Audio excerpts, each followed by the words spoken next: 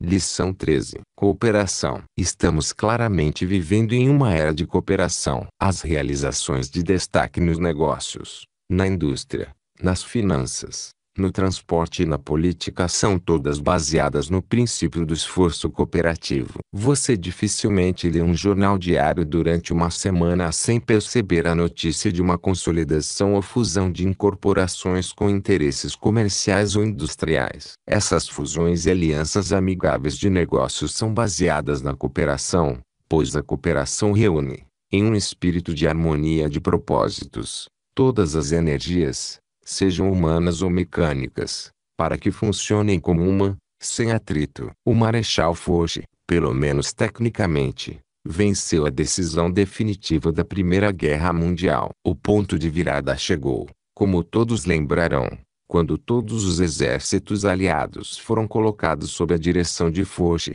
garantindo assim um esforço perfeitamente coordenado de cooperação, tal como não teria sido possível sob as ordens de muitos líderes, cada um exercendo um montante igual ou similar de autoridade sobre os vários exércitos aliados. Triunfar grandiosamente em qualquer empresa significa ter a cooperação amigável dos outros. A equipe de futebol vencedora é aquela que é melhor treinada na arte da cooperação. O espírito de trabalho em equipe deve prevalecer nos negócios ou o negócio não irá muito longe. Você vai observar que algumas das regras anteriores devem ser praticadas como um hábito antes que se possa obter a cooperação perfeita dos outros. Por exemplo, outras pessoas não cooperarão com você a menos que você domine e aplique a lei da personalidade agradável. Você também notará que o entusiasmo, o autocontrole e o hábito de fazer mais do que foi pago para fazer devem ser praticados antes que você possa esperar pela plena cooperação de outros. Essas regras se sobrepõem umas às outras, e todas elas devem ser incorporadas pela lei da cooperação, o que significa que uma pessoa, para receber a cooperação de outros, deve formar o hábito de praticar as leis nomeadas. Ninguém está disposto a cooperar com uma pessoa que tem uma personalidade agressiva. Ninguém está disposto a cooperar com aquele que não é entusiasta ou que não tem autocontrole. O poder vem do esforço organizado e cooperativo. Uma dúzia de soldados bem treinados, trabalhando com esforço perfeitamente coordenado, pode dominar uma multidão de milhares de pessoas que carecem de liderança e organização. Educação, em todas as suas formas, não é nada além de conhecimento organizado ou, como pode-se afirmar, fatos organizados de forma cooperada. Andrew Carnegie tinha pouca escolaridade, mas ele era um homem bem educado porque formou o hábito de organizar o seu conhecimento e moldá-lo em um objetivo principal definido. Ele também fez uso da lei da cooperação, o que fez dele um multimilionário. Além disso, ficaram também milionários dezenas de outros homens que estavam aliados a ele na aplicação da lei da cooperação que ele tão bem compreendia. Foi Andrew Carnegie quem deu ao autor da filosofia da lei do triunfo a ideia sobre a qual a inteira filosofia foi fundada. Vale a pena descrever o evento, pois envolve uma lei recém-descoberta que é a base real de toda a cooperação eficaz. O autor foi entrevistar Carnegie com o propósito de escrever uma história sobre sua carreira industrial. A primeira pergunta foi, Sr. Carnegie, a que você atribuiu o seu grande sucesso? Esta é uma grande pergunta, disse Carnegie, e antes que eu responda, gostaria que você definisse a palavra sucesso. O que você chama de sucesso? Antes que o autor tivesse tempo de responder, Carnegie antecipou a resposta, dizendo, eu acho que você quer dizer o meu dinheiro, não é? Sim, isso parece ser o termo que significa o sucesso. Bem, se você deseja simplesmente saber como eu consegui o meu dinheiro, se é isso que você chama de sucesso, eu posso facilmente responder a sua pergunta. E continuou, para começar, deixe-me dizer que temos aqui nesta indústria do aço um mastermind. Esse mastermind não é a mente de qualquer pessoa, mas é a soma total da capacidade, do conhecimento e da experiência de quase 20 homens cujas mentes foram perfeitamente coordenadas para que elas funcionem como uma, em um espírito de cooperação harmoniosa. Esses homens são os que administram os vários departamentos deste negócio. Alguns deles estão associados a mim há muitos anos,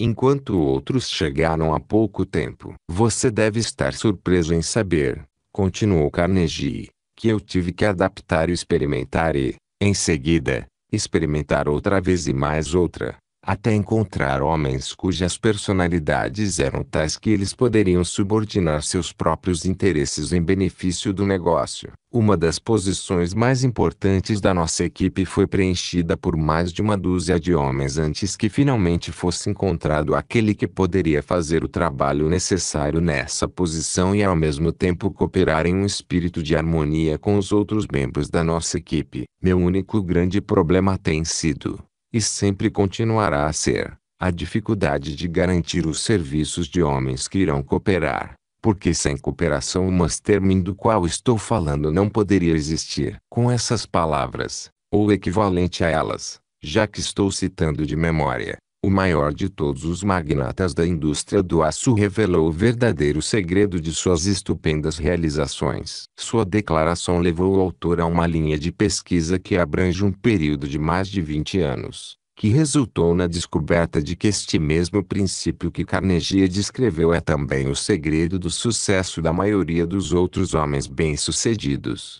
que são os líderes das nossas grandes indústrias, instituições financeiras, ferroviárias, bancos, lojas de departamento, etc. É um fato, embora o mundo científico possa não ter ainda endossado, que sempre que duas ou mais mentes são aliadas ou associadas em qualquer empreendimento, em um espírito de perfeita harmonia e esforço cooperativo, surge desta aliança um poder invisível que dá maior energia aos esforços daqueles associados, formando uma sinergia sem precedentes. Você pode testar isso observando a reação da sua própria mente quando você está na presença de pessoas amigáveis e comparar com o que acontece quando você está na presença daqueles de quem você não gosta. A associação amigável inspira uma misteriosa energia que não é experimentada de outra forma, e essa grande verdade é a pedra fundamental da lei da cooperação. Um exército que é forçado a lutar porque seus soldados têm medo de ser derrubados pelos seus próprios líderes pode ser um exército muito eficaz, mas nunca será páreo para o exército que entra em ação por sua própria vontade, com cada um dos homens determinado a vencer, pois acredita que sua equipe deve vencer. No início da Primeira Guerra Mundial, os alemães estavam varrendo tudo diante deles. Os soldados alemães entravam em campo cantando. Eles haviam comprado a ideia de cultura.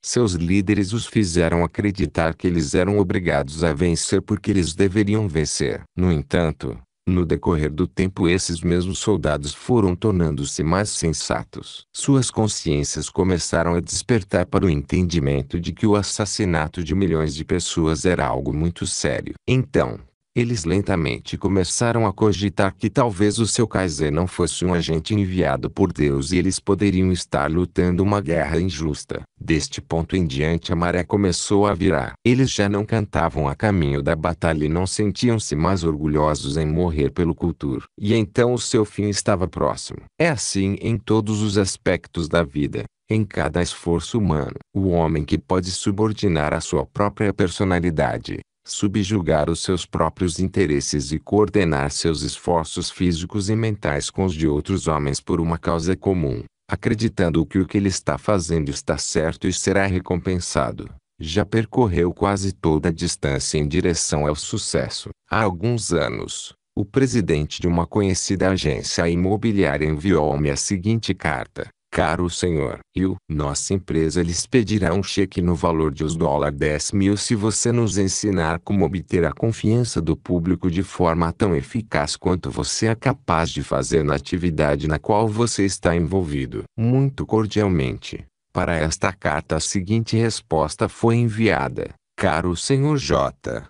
Muito obrigado pelo elogio. Mesmo apreciando a oferta, estou perfeitamente disposto a dar-lhe gratuitamente as informações que disponho sobre o assunto. Se tenho uma habilidade incomum em ganhar a cooperação de outras pessoas, é por causa das seguintes razões. 1.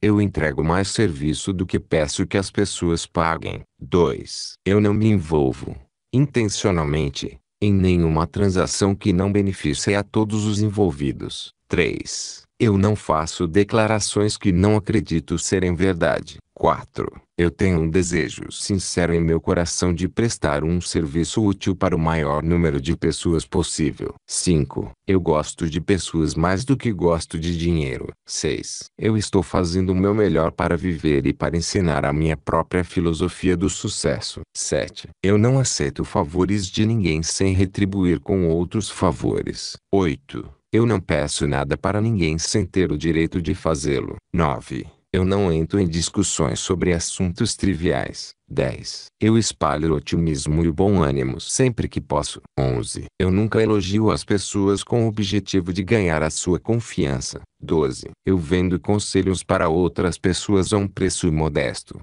mas nunca ofereço aconselhamento gratuito. 13. Enquanto ensino outras pessoas a alcançar o sucesso, estou demonstrando que minha filosofia funciona para mim mesmo e assim posso praticar o que eu prego. 14. Eu estou tão engajado no trabalho em que estou envolvido que meu entusiasmo contagia todos e outras pessoas acabam tornando-se influenciadas por ele. Muito cordialmente, Napoleão Hill. Nesses 14 pontos podem ser encontrados os elementos que formam a base de todas as relações de construção da confiança. O esforço cooperativo gera poder para aqueles que podem ganhar e manter permanentemente a confiança de um grande número de pessoas. Este autor não conhece nenhum outro método capaz de induzir os outros a cooperarem, com exceção do que se baseia nos 14 pontos aqui descritos.